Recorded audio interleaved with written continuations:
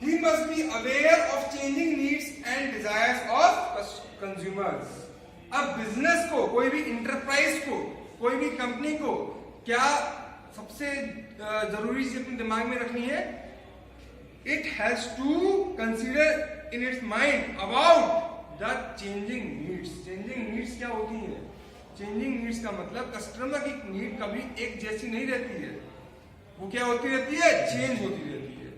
कैसे चेंज होती रहती है?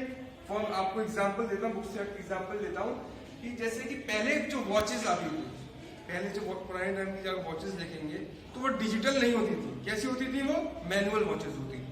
पर आजकल कस्टमर को क्या चाहिए? कस्टमर को चाहिए डिजिटल। तो उसके लिए इंटरप्राइज को क्या करना पड़ेगा? उसकी नीड्स को फुलफिल करना पड़ेगा। उसके लिए उसको क्या बनाना पड़ेगा? उसके लिए उसको डिजिटल वॉच बनानी पड़ेगी अगर उसको वॉच सेल करनी है तो मतलब आप समझे, कस्टमर की डिजायर के हिसाब से हमको प्रोडक्ट्स एंड सर्विसेज बनाने पड़ते हैं। यही मार्केटिंग कहती है। मार्केटिंग कहती है कि हर एंटरप्राइज को, every enterprise should know the changing needs, जो चेंज हो रहा है, जो नीड्स चेंज हो रही है कस्टमर्स की, जो एडवांसमेंट आ रहे हैं टेक्नोलॉजी में, वो सारे एडवांसमेंट को के हिसाब से अपने प्रोडक्ट्स एंड सर्विसेज को बनाना पड़ेगा। उस हिसाब से कस्टमर प्रोडक्ट सर्विस को लेंगे। अगर आज के टाइम में मैं मतलब उन टेक्नोलॉजी का इस्तेमाल करूं जो कि अब इस्तेमाल नहीं होती है, तो क्या मैं वो प्रोडक्ट सर्विस बना पाऊंगा जो मेरे कस्टमर को चाहिए? मैं नहीं बना पाऊंगा। तो मुझे टेक्नोलॉजी एडवांसमेंट को भी दिमाग में रखना है। ठीक है, यही है चेंजिंग नीड्स। आगे बढ़ते हैं।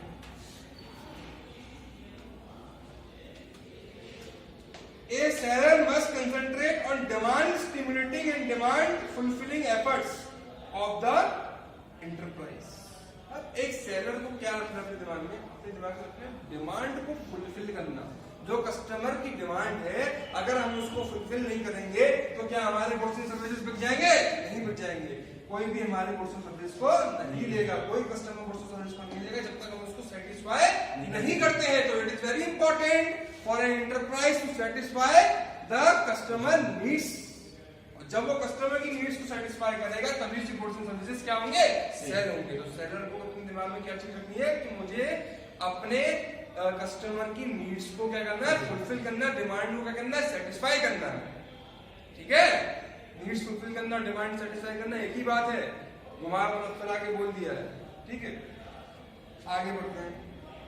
अब मार्केटिंग जो है दो तरह से होती है, लिख लीजिए। मार्केटिंग टू टाइप्स की होती है।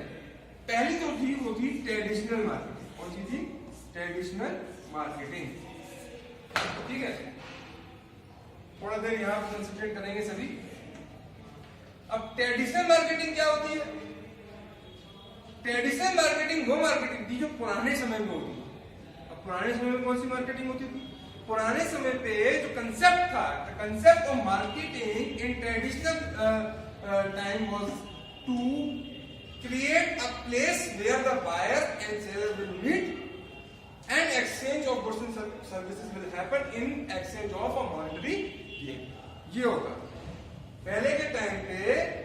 ट्रेडिशनल मार्केटिंग का ये कंसेप्ट था कि एक प्लेस दे दी जाए जहां पे गुड्स क्या हो जाए? ट्रांसफर हो जाए और वहां पे कस्टमर आके गुड्स को ले लेगा।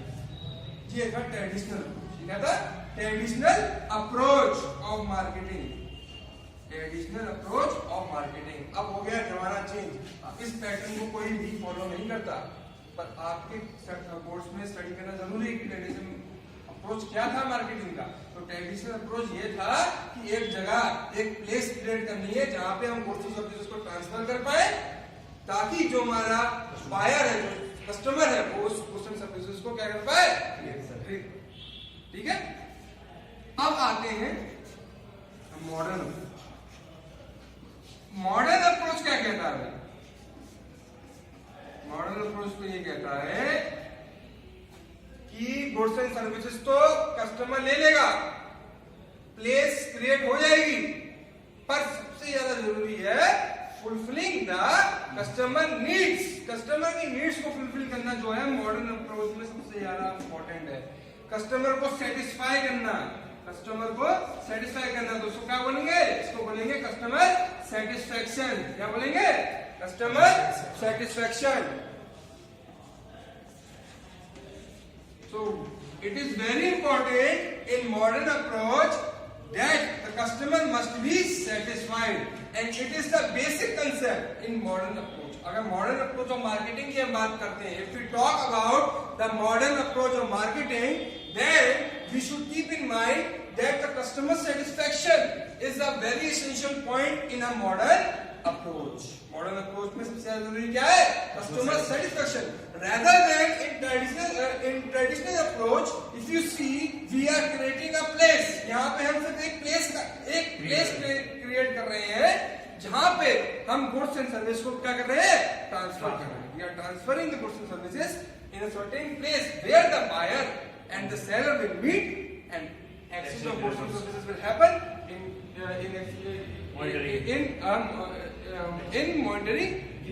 ठीक है, अब आते हैं, अभी आपको समझ आ गया ट्रेडिशनल मॉडर्न अप्रोच क्या है? आया समझ में कि नहीं आया? अब आगे की बात करते हैं। ये उनका कंसेप्ट, ये कंसेप्ट इतना ही आएगा बस। पूछेगा वो कि मार्केटिंग क्या है, व्हाट इज मार्केटिंग, तो आपको इतना ही बताना है जितना मैंने आपको समझाया कि मार्केटिंग क्या है। मार्केटिंग में हम मार्केटिंग जो है मार्केट वर्ड से आया है, मार्केट में आपको बता चुका हूं। और मार्केटिंग में होता क्या है? Exchange of goods and services. अब एक लैंग्वेज की डेफिनेशन है, उसमें आपको जितना भी समझाया मार्केटिंग के बारे में आपको समझ में आ जाएगा। बहुत ध्यान से सुनिएगा क्या है।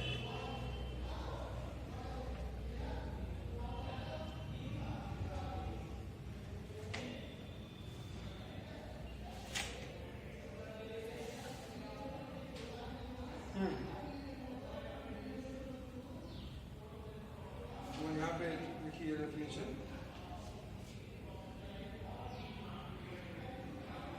Marketing includes all activities involve in the creation of place, time and possession utilities.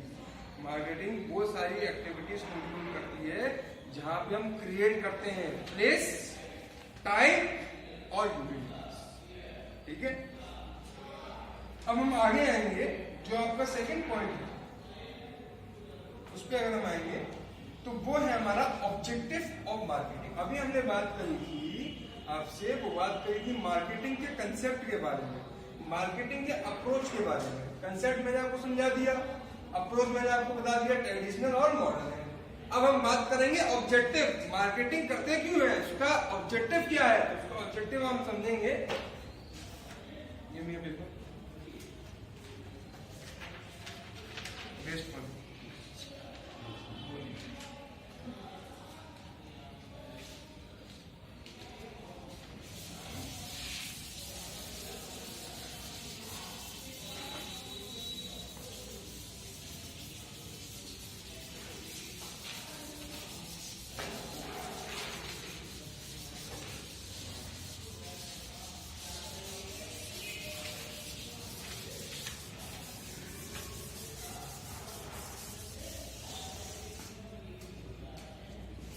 Now we will talk about the objectives. We will talk about the objectives. ये आपका सेकंड कंसेप्ट है मार्केटिंग में। पहला कंसेप्ट क्या था? पहला सिर्फ marketing का कंसेप्ट आपको पता होना चाहिए था और उसका अप्रोच पता होना चाहिए था। दूसरा पॉइंट जो आएगा इस चैप्टर में, मार्केटिंग के चैप्टर में, वो आएगा objectives. The second thing which will come in marketing chapter is the objective of marketing.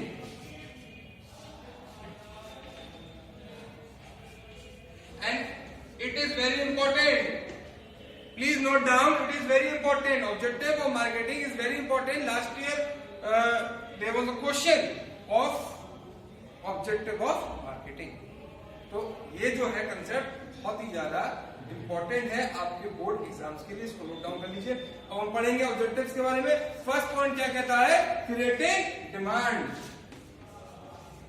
Points अगर आपको याद हो तो आप इजीली उसको एक्सप्रेस कर सकते हैं, उसको एम्फसाइज कर सकते हैं।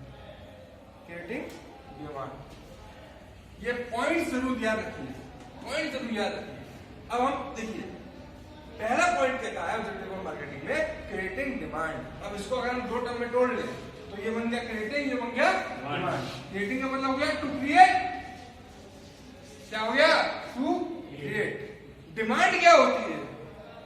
डिमांड वो होती है जब कस्टमर किसी चीज के लिए, किसी प्रोडक्ट सर्विस के लिए क्या करे, इनिशिएट करे, वो बन जाएगी हमारी डिमांड। कस्टमर चाहे, जैसे आपने एक प्रोडक्ट बनाया, फॉर एग्जाम्पल आपने एक पेन बनाया, अब इस पेन की आपको डिमांड क्रिएट करनी पड़ेगी। क्या करनी पड़ेगी? क्रिएट करनी पड़ेगी। You have to create the demand of a pen. यही कहता है हमारा objective of marketing, creating demand, ताकि लोग उसको लें। डिमांड जब होगी तो सेलिंग बढ़ेगी। जहां डिमांड नहीं होगी वहां सेलिंग बढ़ सकती है क्या? नहीं बढ़ सकती। जहां डिमांड होगी वहीं सेलिंग होगी। अगर कोई प्रोडक्ट है उसकी डिमांड नहीं है तो क्या उससे कोई खरीदेगा? नहीं खरीदेगा। तो हमको क्या करना पड़ता है? डिमांड क्रिएट करनी पड़ती है। We have to create demand. ये ऑब्जेक्टिव है मार्केटिंग का। अब इसमें देखिए क्या लिखा है, the firm should first determine the needs and wants of customer, the product then should be design according to such needs. सबसे पहले हमें क्रिएटिंग डिमांड में क्या ध्यान रखना है? We have to focus on the needs of the customers. हमें focus करना है कस्टमर की needs. Then we will create a product according to the needs. हम क्या करेंगे? क्रिएट करेंगे प्रोडक्ट को, डिजाइन करेंगे इस तरह से कि कस्टमर को क्या लगे? अच्छा लगे। क्या मैं वो प्रोडक्ट बनाऊंगा जो कस्टमर को अच्छा नहीं लगे? नहीं, मैं वो प्रोडक्ट डिजाइन करूंगा जो कस्टमर को अच्छा लगे। पर डिजाइन करने से पहले, before designing, we have to keep in mind the needs of the customer. हमें क्या ध्यान रखना पड़ेगा? Needs of the customer. Before designing we have to understand the needs of customer. ये कहता है हमारा क्रिएटिंग डिमांड। अब मैंने कस्टमर की नीड को क्या कर लिया? एनालाइज कर लिया। अब मैं क्या करूंगा? अब मैं डिजाइन करूंगा प्रोडक्ट को उस हिसाब से ताकि उसकी क्या बने? डिमांड बने। अब आया समझ में आपको? इसको और थोड़ा सा हम मॉडिफाई करके थोड़ा सा आपको इजीली समझाने की कोशिश करता हूँ। क्रिएटिंग डिमांड दोबारा से समझिए। क्रिएटिंग डिमांड का मतलब होता है हम किसी प्रोडक्ट की डिमांड बनाएं। वो हम कैसे बनाते हैं? वो हम बनाते हैं कस्टमर की नीड को समझ के, understanding customer need, and then customer need को हमने एनालाइज कर लिया, and then designing the product according to it. और उस हिसाब से फिर हमें प्रोडक्ट को क्या करना है?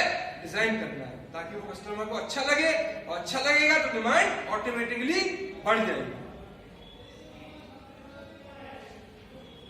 अब इसमें एग्जांपल आप चाहे बुक का ले सकते हैं, चाहे मैं आपको सेकेंडरी एग्जांपल दे सकता हूं अपनी तरफ से। पहले हम बुक का एग्जांपल ले लेते हैं। बुक का एग्जांपल में क्या कह रहा है? होम फर्निशिंग IKE है एक बहुत बड़ी फर्निशिंग कंपनी है जो फर्नीचर्स बनाती है। वो क्या कर रही है? वो इस तरह से अपने प्रोडक्ट को डिजाइन कर रही है कि वो इस तरह के फर्नीचर बना रही है जो कि अफोर्डेबल हो। तो क्या हो? अफोर्डेबल। और डिजाइन में कैसे हो? अच्छे हो, मॉडर्न। आजकल ओल्ड किसी को पसंद नहीं है, ओल्ड फैशन किसी को पसंद नहीं है। आजकल डिमांड किसकी है? मॉडर्न की है। अब मॉडर्न भी इस तरह से बनाना है कि अफोर्डेबल हो, कि कस्टमर उसको इजीली खरीद सके। अफोर्डेबल क्या है? जो कस्टमर खरीद सकता है ना, उस तरह की उसकी वैल्यू होनी चाहिए। ज्यादा एक्सपेंसिव होगा तो कुछ ब्रांच ऑफ कस्टमर ही उसको लेंगे, है ना। हायर मिडिल क्लास ले सकता है, पर मिडिल क्लास ही ले सकता है। तो हमें तो ज्यादा से ज्यादा बनाने, हमें तो फोकस करना है ज्यादा से ज्यादा बेचने पे। तो हमें क्या ध्यान रखना है? अफोर्डेबल होना चाहिए और मॉडर्न होना चाहिए, है ना। जिस तरह से मैंने आपको बताया IEFA बहुत बड़ी फर्निशिंग कंपनी है जो कि फर्नीचर्स बनाती है। वो इस तरह से फर्नीचर्स बनाती है जो कि अफोर्डेबल हो और मॉडर्न हो। ऐसा नहीं आया आपको? अब मैं अपनी तरफ से आपको एग्जांपल देना चाहूंगा क्रिएटिंग डिमांड का। डिमांड कैसे क्रिएट की जाती है? अगर आप कोई भी क्या कहते हैं, समझ लीजिए एंड्रॉइड फोन चला रहे हैं, तो आजकल जो जितने भी फोन हैं, जितनी बड़ी बड़ी कंपनीज है, आप सैमसंग का नाम ले लीजिए, चाहे ओप्पो ले लीजिए, वो लोग क्या कर रहे हैं? वो लोग कस्टमर की नीड को पहले क्या कर रहे हैं? एनालाइज कर रहे हैं कि आजकल सबसे इम्पोर्टेंट है कस्टमर के लिए सोशल मीडिया एक्सेस करना, और उसके लिए वो इस तरह के फोन्स बना रहे हैं जो कि ज्यादा कॉस्टली भी नहीं हो, मतलब अफोर्डेबल हो। टेक्नोलॉजी में भी आ रही है। आप देख लीजिए 10,000 का फोन भी आता है, एक 20,000 का फोन भी आता है, एक 50,000 का भी आता है, फिर 60,000 का भी आता है नहीं आता। अब जैसे आईफोन हर कोई अफोर्ड नहीं कर सकता, क्योंकि आईफोन की क्या होती है प्राइस जरा हाई है कि नहीं। तो बाकी कंपनीज क्या कर रही हैं, बाकी कंपनीज उस नीड को जानती हैं, कस्टमर को हमें वो नीड समझ में आ गई है, कस्टमर की नीड क्या है, अब हमें इस तरह से डिजाइन करना है कि कस्टमर के लिए वो क्या हो, अफोर्डेबल हो और क्या हो, आई बात समझ में। पहला पॉइंट हमारा क्रिएट समझ में आ गया हमें, जो थी हमारा क्रिएटिंग डिमांड। सेकंड पॉइंट जो है capturing market share, capturing market share. अब मार्केट शेयर क्या होता है, what is market share, what is market share. Capturing market share जो है हमारा सेकंड पॉइंट है, कैप्चरिंग मार्केट शेयर।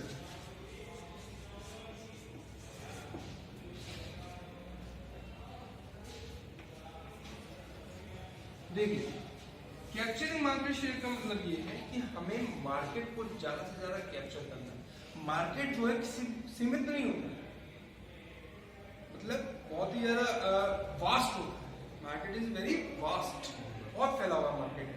आप कुछ सेट ऑफ कस्टमर्स के लिए प्रोडक्ट नहीं बनाते, आप प्रोडक्ट बनाते बहुत सारे कस्टमर्स। तो मार्केट भी बहुत ज्यादा फैला हुआ होता है, बहुत सारे कंपटीटर्स मार्केट में होते हैं। एक अकेले आप नहीं है जो पर्टिकुलरली वो प्रोडक्ट बनाने, उस प्रोडक्ट को डिजाइन करने वाले और भी लोग होंगे। पर हमें ऑब्जेक्टिव मार्केटिंग में ध्यान रखना है कि हमें ज्यादा से ज्यादा कैप्चर करना है मार्केटिंग शेयर। मार्केटिंग शेयर का मतलब मार्केट का सबसे ज्यादा पोर्शन, जैसे मार्केट समझ लो गोल है, ये मार्केट है, ठीक है। अब एक पॉइंट मान लीजिए, अब मान लो 30% हमारे कंपटीटर ने कैप्चर कर रखा है, एक ने 30 कर रखा है किसी और ने, अब बाकी का बचा हुआ हमें कैप्चर करना है। तो ये हो गया मार्केटिंग, क्या हो गया मार्केटिंग शेयर, क्या हो गया marketing share, capturing marketing share. मतलब मालूम मार्केट जो है 100% है, मैं 30% मार्केट हमारे कंपटीटर फॉर एग्जांपल ए ने कैप्चर कर रहा है, बी ने, अब बाकी का बचा हुआ हमें करना है। तो मार्केटिंग जो शेयर होता है वो 100% तो मार्केट होगा, मार्केट बहुत फैला है। अब जरूरी नहीं कि हर कोई आपको प्रोडक्ट ले, है ना, कंपटीटर भी तो प्रोडक्ट बना रहा है, वो भी तो बेच रहा है प्रोडक्ट, उसके भी लेंगे।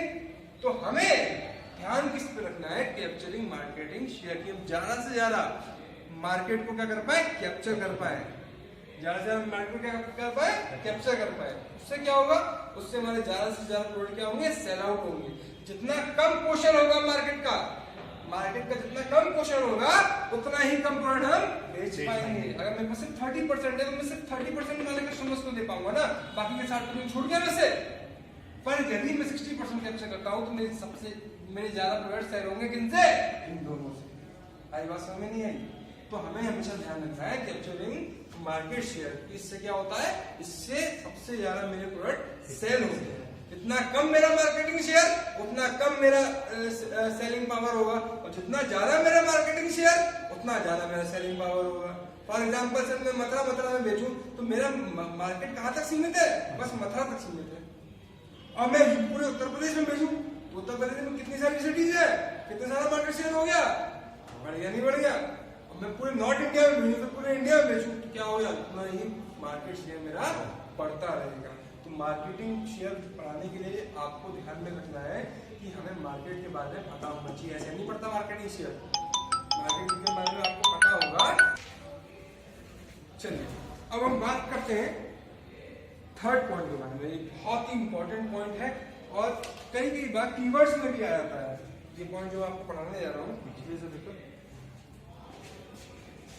तो थर्ड पॉइंट जो मैं आपको पढ़ाने जा रहा हूँ बहुत इंपॉर्टेंट है, बहुत ध्यान से समझिएगा।